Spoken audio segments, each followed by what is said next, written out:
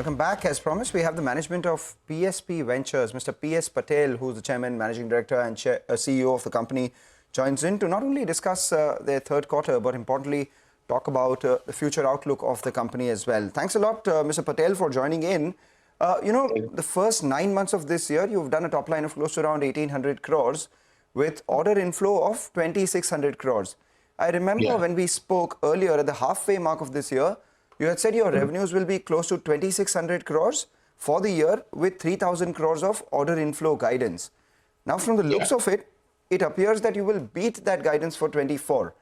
What are your projections for FY24 and targets for FY25 on both order inflow and revenue growth? See, usually this year our order inflow was guided to 3,000 crore, out of which 2,600 we have already declared, and still one order which is L1, which I am expecting in a day or two, and probably will be easily crossing 3,000 crore, which we have envisaged. And in terms of revenue, yes, it will be within the range of 2,500 and 2,600 for this year, and next year we are targeting for 3,000 crore, and the order inflow will be in the range of further 3,600 to 3,700. Mr. Patel, good morning. Thank you so much for joining in. You had last spoken to us in December where you had mentioned that you are currently bidding for 3 projects. You mentioned that you are L1 in one of the projects currently. Is that part of the 3 projects that you had bid for back then? And if you can share more clarity or any further updates on what is the progress on those projects. We are having 3 or 4 orders which were L1, out of which we have received almost all the orders except one Science City order of 250 crore plus, which it is the only order which is left for ordering, getting the L1 converted into order. And there was one more order of this Amul Dairy in Rajkot, which we have stood lowest, we declared lowest, but that project has been cancelled, and that was about 520 crore. So presently the order L1 we have cancelled that, and now the order inflow which we are expecting is about 250 crore from Science City, and some other bids which we have made, which may be converted into order by March. So probably this year we will be concluding not more than 3,000, will be crossing 3,000, but not crossing more than 3,500. So it will be in the range of 3,000 or 3,200. All right. Between 3,000 and 3,200. You know what's interesting is that towards the fourth quarter, the end of the fourth quarter, in the start of the first quarter, there will be the election code of conduct which will come in as well. Will that cause a bit of a slowdown in the kind of orders that you're expecting or order bid timelines? No, actually it is a part and parcel of the process. Once this code of conduct is announced, there will be a slowdown of 40-45 days. But the tenders which are announced, that usually takes 30 to 40 days, which goes on the pre-bid meeting and then the procedure to bid the tender.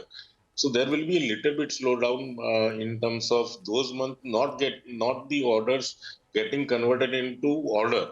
But the process will continue in that 45 days. But looking to the past experience, what we have seen, there is not much slowdown because of election anytime. Right. Mr. Patel, you had mentioned that there are some receivables that are pending from the Surat Diamond Bourse, that those were around 532 crores. And you said that there is going to be more clarity that would emerge in the next few months there. What's the update on that?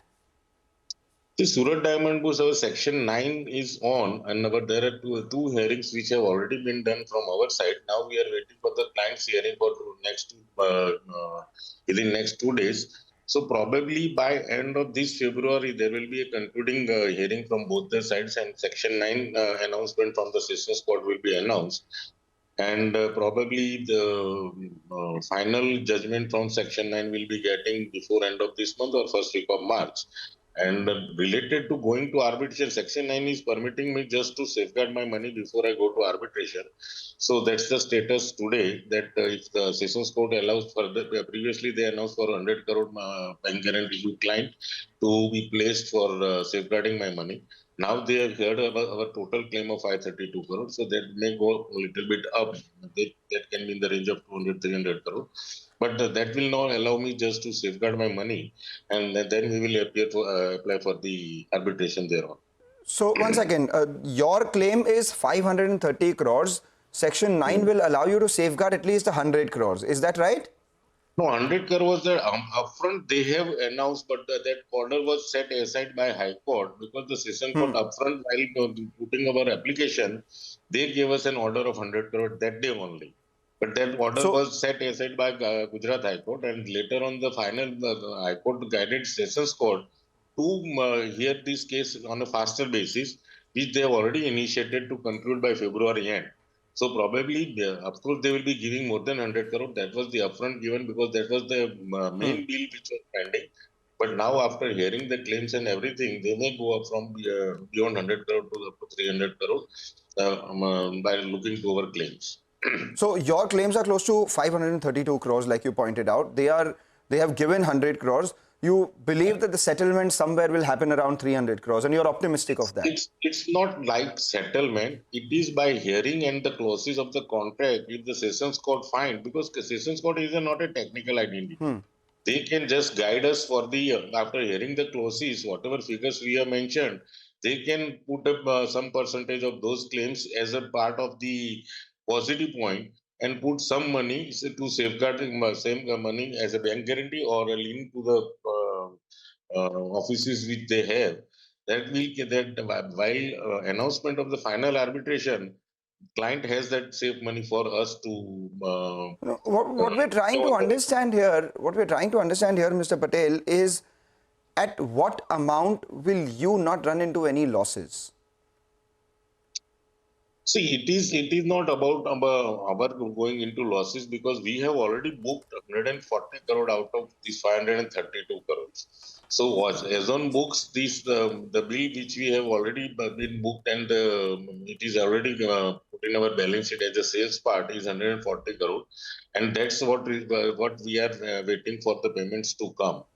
Rest of the things are related to price escalation. Rest of the things are related to COVID impact. Rest of the things are related to some claims of overheads going beyond the time limit of 36 months. So those are some claims which are not a part of the revenue which we have considered till now. Question quickly, Mr. Patel. Since as a result of this, you have accorded approval to raise up to around 300 crore rupees, what is the mode of funding that you plan to raise these funds through, and by when do you expect to raise these funds? Sir, we have already declared that we'll be going for a QIB, but this was an enabling call which we have taken because this money working capital stretch is already with the company since March 22 when we completed SDB. So if we get the right opportunity, we'll be going from beyond 200 to 250 crore, but we have taken an enabling permission of 300. Okay, and you said that this year you'll end with 2,600 crore on the top line. Next year would be around 3,000 crores. What kind of margins are you targeting? Because in the third quarter, we did see some compression in the margins. Yeah, there was a deep compression in the margin at third quarter because the UP projects getting completed and all the projects going on the same pace. So there were some departmental costs which have gone, construction expenses have gone a little bit high to 1.5%, which has impacted the total margin. But overall in the future also we'll target between 11 and 12. All right, Mr. Patel, we leave it at that. Thank you so much for joining in and sharing your thoughts on a lot of the issues at hand and the quarter gone by and the road ahead as well. That was the management of PSP projects. Their stock slightly off the highest point of the day, still 3% higher at 732. Let's slip into a short break. We'll get you more on the markets and stock specific action on the other side. Stay tuned. We'll be right back.